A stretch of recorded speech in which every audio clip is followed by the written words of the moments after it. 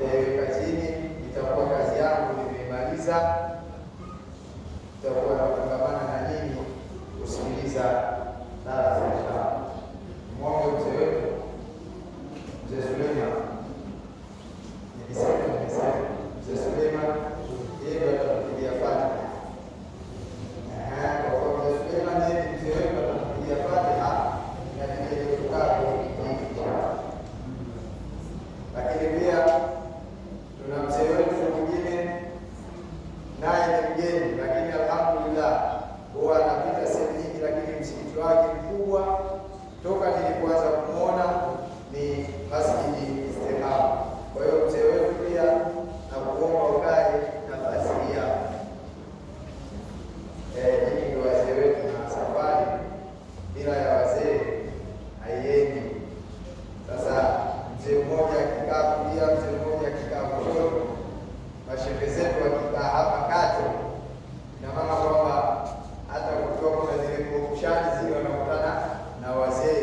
Sijui tumeelewana vizuri. Kwa Suleiman kwa tupigie Fatiha. Baada ya hapo amuru tunataka uje kusomea Qur'ani.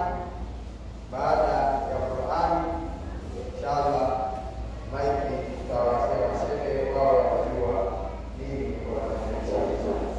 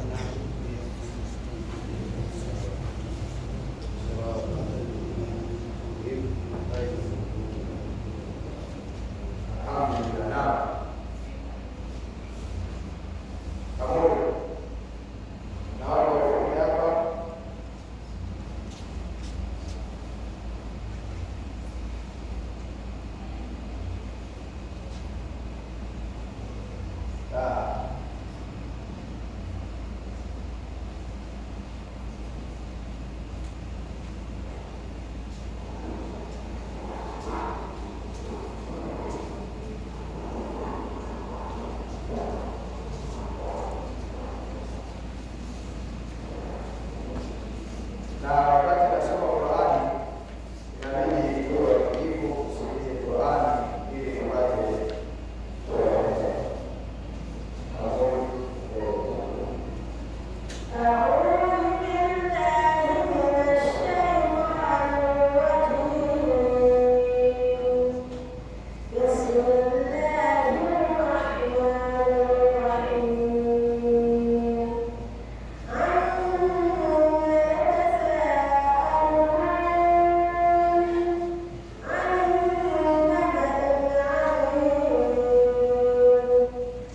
الذي هم فيه مختلفون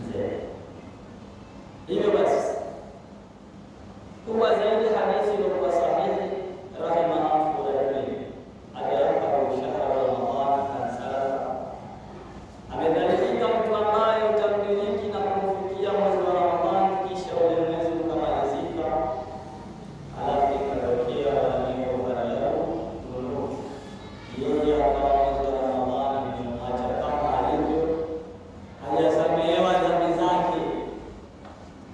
Hii hasara kubwa kwa mtu huyu, akawa hajasamehewa dhambi zake. Mwezi wa Ramadhani umekuja mpaka umeondoka, umemwacha kama alivyo. Hii hasara kubwa sana.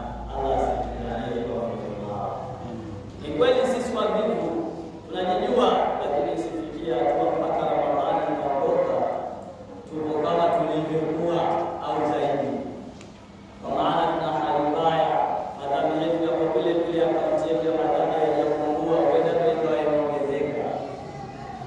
Wote hali kubwa sana. Allah asikiane. Tuko katika kujifunza kwenye semina, kwenye muhadhara wetu huu ni kama taukidi ya semina hiyo. Muhadhara huu ambao tunao una haki ni semina hii, ili isije ikaisha hiyo semina hali ya kuwa tumetoka chukuchuku, tumetoka kapa. Ramadhani ni chuo, Ramadhani ni semina. Tunajifunza nini sisi ndani ya Ramadhani? Allah anasema ya ayyuhalladhina amanu kutiba alaykumus siyam kama kutiba ala alladhina min qablikum, enyi ambao mnaamini mmefaradhishiwa kufunga saumu kama walivyofaradhishiwa wale ambao waliokuwa kabla yenu, la'allakum tattaqun, ili ninyi mweze kumcha Allah subhanahu wa ta'ala.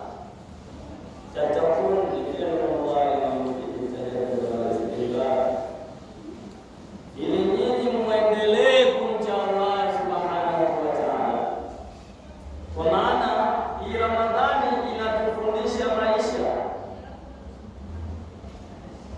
kisha iwe ndio kawaida yetu na maisha yetu baada ya Ramadhani. Ndio maana la'allakum tattaqun inakuja Ramadhani kutugea tizi, ili baada ya Ramadhani kuondoka tuwe fiti. Ndio maana la'allakum tattaqun. Sasa ndani ya Ramadhani tunajifunza mengi sana.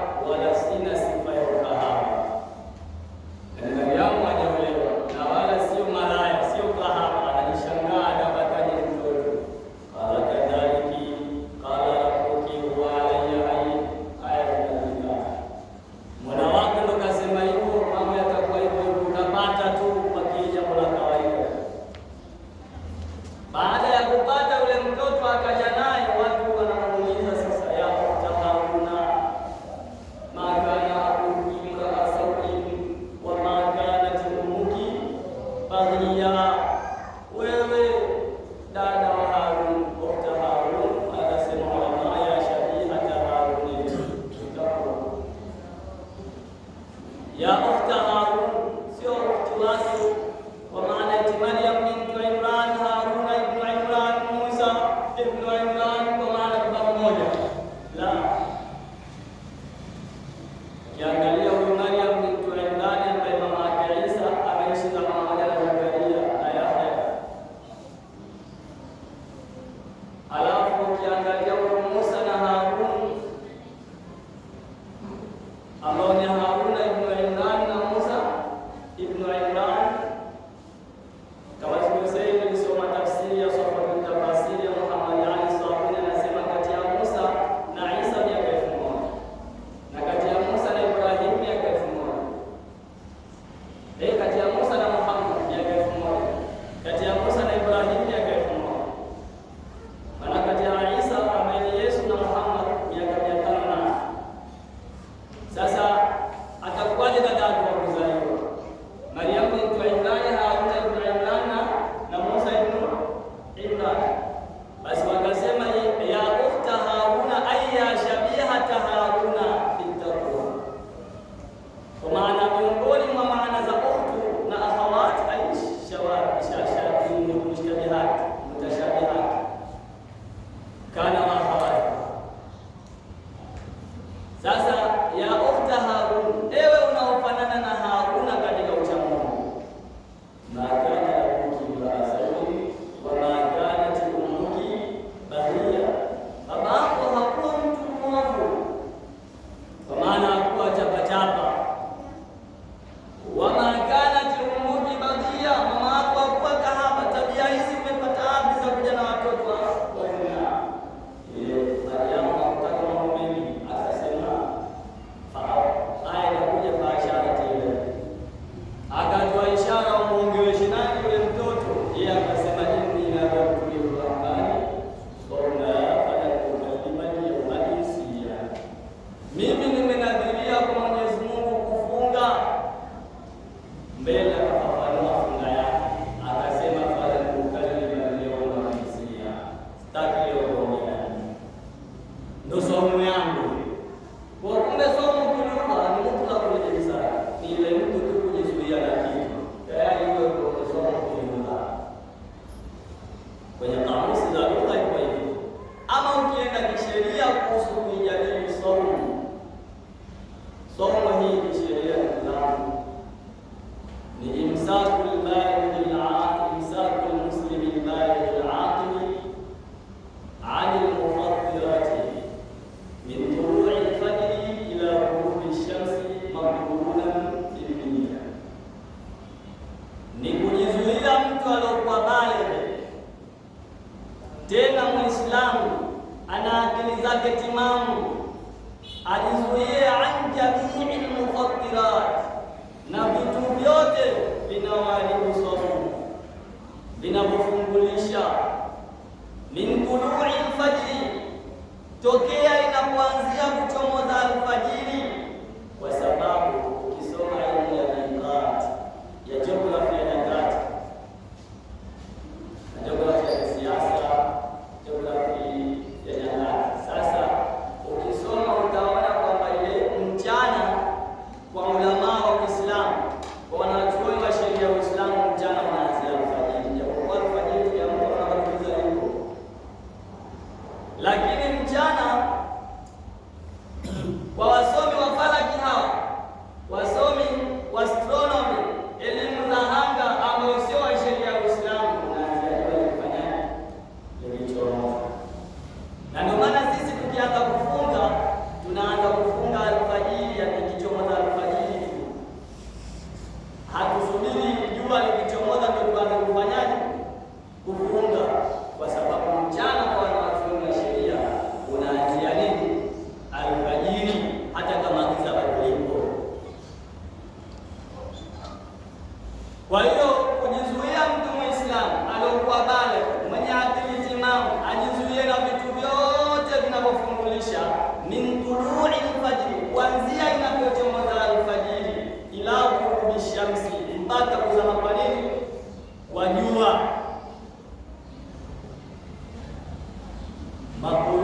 nia, tena ikiwa imekutana na nia ilayo, nia hiyo imepatikana nini?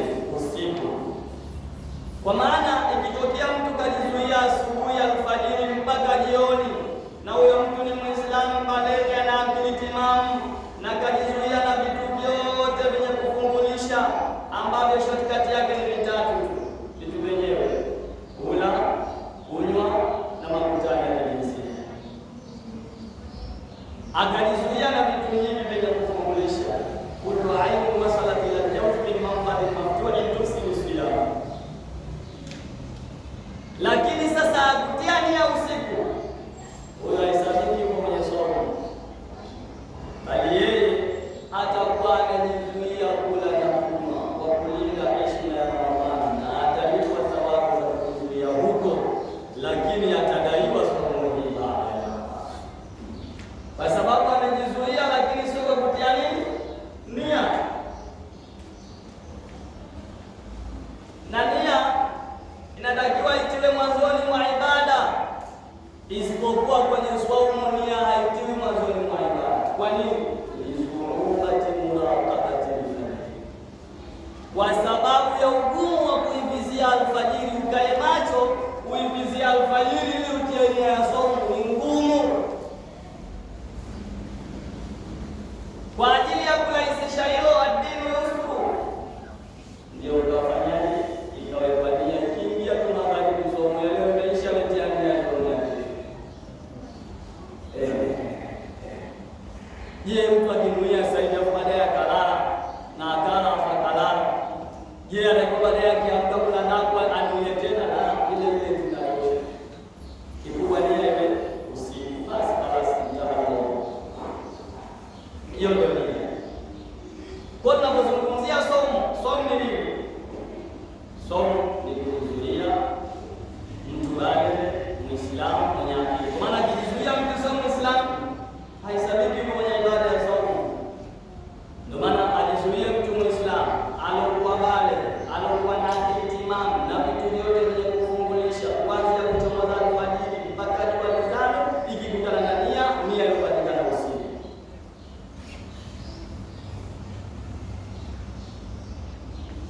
Hekima ya saumu, hekima yake ni nini? Al-Imam Shatibi rahimahullah ta'ala al-Maliki, Imam Shatibi wa kawaida na Shatibi yule wa fiqh na ndio anakusudia mdahu, na kuna Shatibi yule wa tajwidi yule zile tajwidi zile ahkamu tajwidi ya Shatibi yule mwenye qiraat. Na mkusudia Shatibi huyu mwanachuoni wa sheria wa usuli na kitabu chake al-Muwafaqat, yeye anasema al-Imam Shatibi rahimahullah ta'ala, asili hizi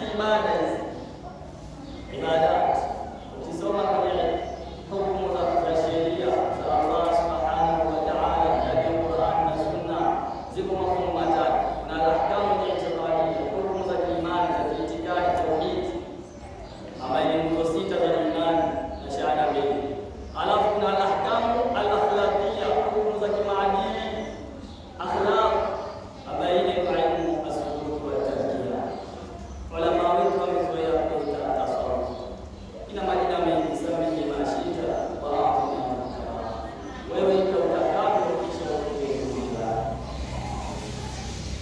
Maana kuna mwingine anataka kuja kuita tasawuf, utakavyo al-muhimu al-ahkamu al-akhlaqiyya, hukumu za kimaadili zipo ndani ya Qur'an. Alafu hukumu namba 3 al-ahkamu al-amaliyya, hukumu za kimatendo.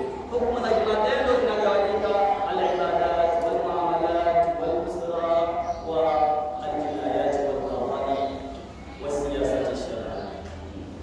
Hukumu za kiibada, hukumu za kimiamala, kwa sababu matendo ya mwanadamu kuna matendo ya ibada, matendo ya mwanadamu kuna matendo ya miamala, anaangalia maisha yake, anapambania maisha yake huko nje.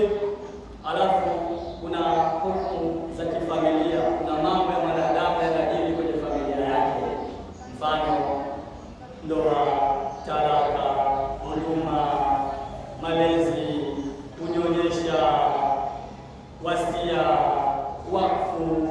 mirathi, haya ni mambo mengine ya kifamilia. Alafu hukumu namba 4 zile hukumu za makosa ya jinai. Sasa ukija katika upande wa ibada, asili anasema Imam Shatibi, hizi ibada hazitolewi taalimu, hazitolewi sababu. Kwa nini Allah ametuamrisha kuswali? Kwa nini Allah ametuamrisha kufunga? Kwa nini Allah ametuamrisha kuzaka? Kwa nini Allah ametuamrisha kuhajia? Kwa nini hizi kwenye ibada? Anasema Imam Shatibi rahimahullah, ambaye ni mtaalamu wa maqasid na ilal, mpaka anahesabika kana kwamba yeye muasisi wa ilmu hii. Anasema asili hizi ibada hazitolewi nini? Illa, sababu. Mtu akikuuliza kwa nini Allah ametuamrisha kuswali, jibu lake utajibu wewe. Kwa nini tunaswali? Jibu lake utajibu, jibu lake kwa sababu Allah ametuamrisha basi. Hauna illa nyingine. Illa nyingine utazitoa toa tu sababu zingine, lakini sio msingi sana. Sio msingi sana. Hiyo ndio asili. Lakini pamoja na hayo, Dr. Mustafa Al-Hasan kwenye kitabu chake Al-Fiqh Al-Manhaji, akishirikiana na maulama wengine kama Mustafa Said Al-Khalil, wanasema pamoja na hivyo kwamba asili hizi ibada hazitolewi sababu kimbilio, lakini bado zitakuwa nazo sababu, huenda tukazijua au tusizijue. Bado zitakuwa nazo hikma, huenda tuzijue au tusifanyaje, tusizijue. Hivyo basi, nini hikma ya somo? Baada ya kujua hayo yote, nini hikma ya somo? Kwenye somo kuna hikma nyingi, na mimi nitamalizia darasa yangu. Miongoni mwa hikma zake somo as-sabr, kujifunza ukakamavu, mpaka umwezi ukaitwa shahru sabri, mwezi wa ukakamavu. Yani moja ya hikma ya somo ni kujifundisha ukakamavu. Yani somo inatufundisha sisi Waislamu kufanyaje? Kukakamaa, kuzoea shida. Ikitokea siku shida, tunakuwa tushafanyaje? Tuna uzoefu, tuna experience. Leo mtaenda kwa makazi kama alisema somo juzi, ana beti yake CV tayari anayo, anaenda kwa makazi, anaambatanisha na uzoefu. Kwa hiyo CV anayo, lakini anaambatanisha na nini? Na uzoefu. Na yule ambaye ana uzoefu anaangalia shughuli. Sasa wewe kama una shule atapataje uzoefu? Na atakutekeleza ya kutolea sasa sisi Waislamu kila mwaka tunatafuta experience, ili yanapotokea matatizo kwenye maisha yetu tuwe na nini? Na ukakamavu wa kufanyaje? Wa kuyavumilia ya matatizo, kwa sababu somo linatufundisha subra. Mpaka mwezi wenyewe ukaitwa shahru sabr, pale mtu anapovumilia kuviacha vitu anaviona mbele yake. Unapita huko mtaani, hasa kwa sisi tunawafunga huko katika nchi zisizojali, kwa raia wake hawajali, wanauza tuma vitu ovyo ovyo mtaani, hawajali kwamba Waislamu wa mwezi huu wamefunga, tuwaheshimu na wao, basi tuwape ile heshima. Hawajali watu, na kuna wengine wana majina hayo hayo ya Waislamu, lakini maskini ya Mungu wamejiunga katika upotevu. Tena mwingine anahisi kabisa kule kula kwa gere mchana mbele za watu anawakomoa waliofunga, lakini sisi tunajifunza kupitia yeye experience ya kukomaa na shida pale zinapofanyaje,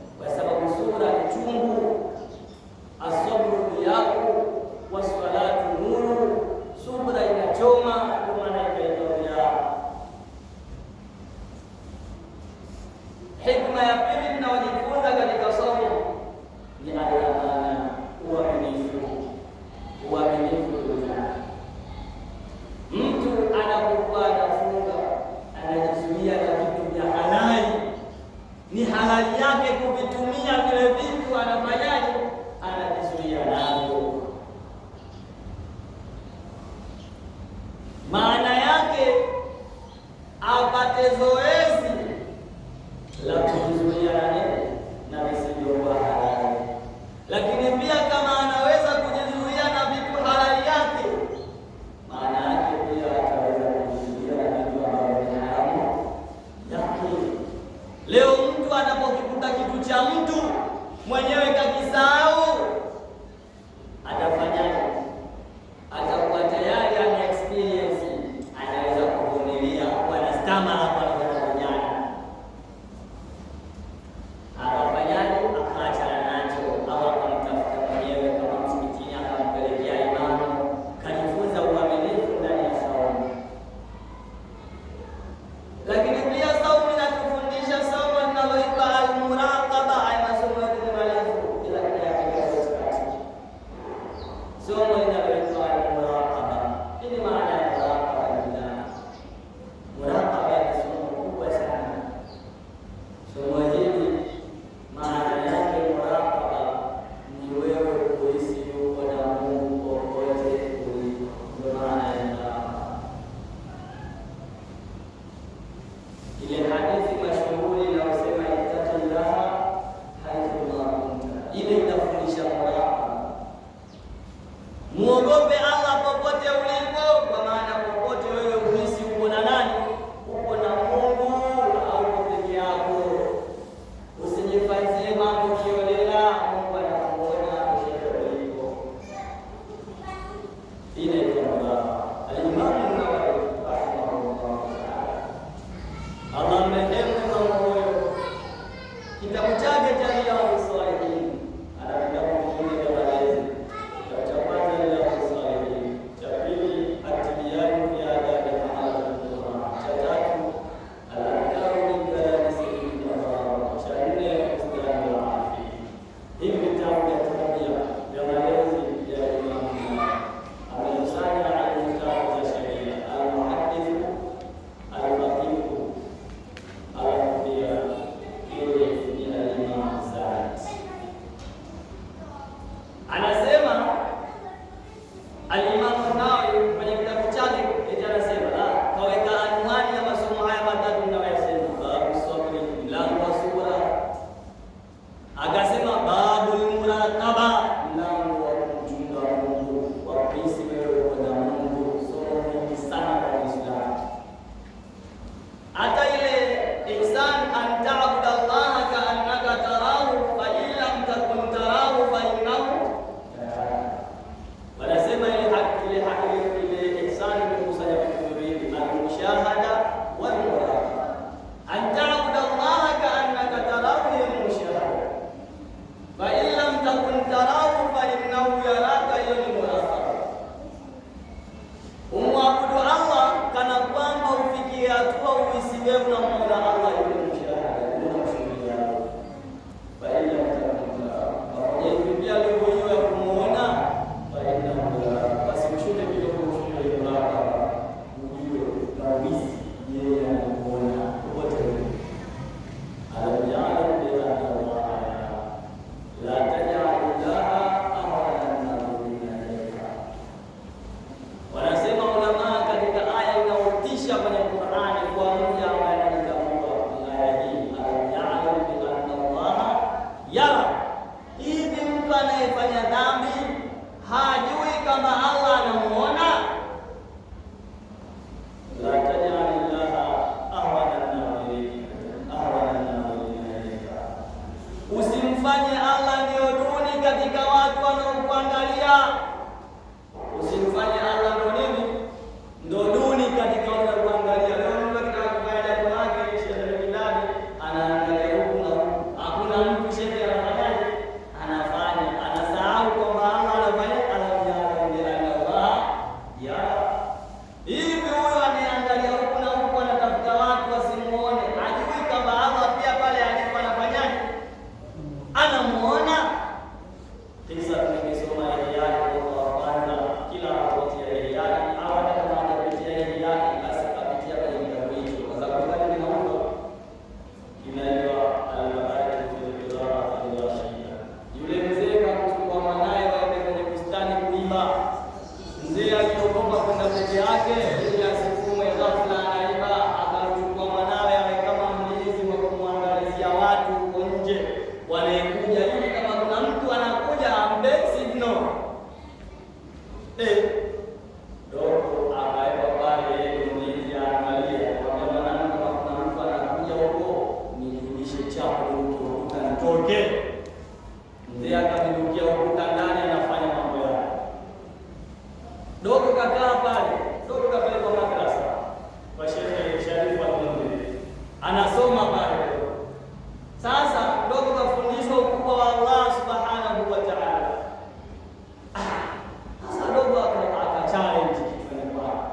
Mzee kaniambia kama kuna yoyote anayetuona nimshtue ili mambo yasiharibike.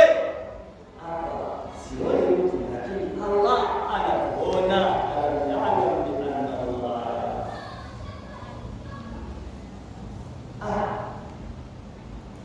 Dogo alipoanza hivi akapiga kelele pale, abi unakabayarana murakaba.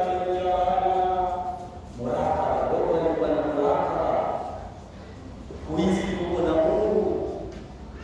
Baba huko yuko anayetuona, mambo yashakuja huku. Baba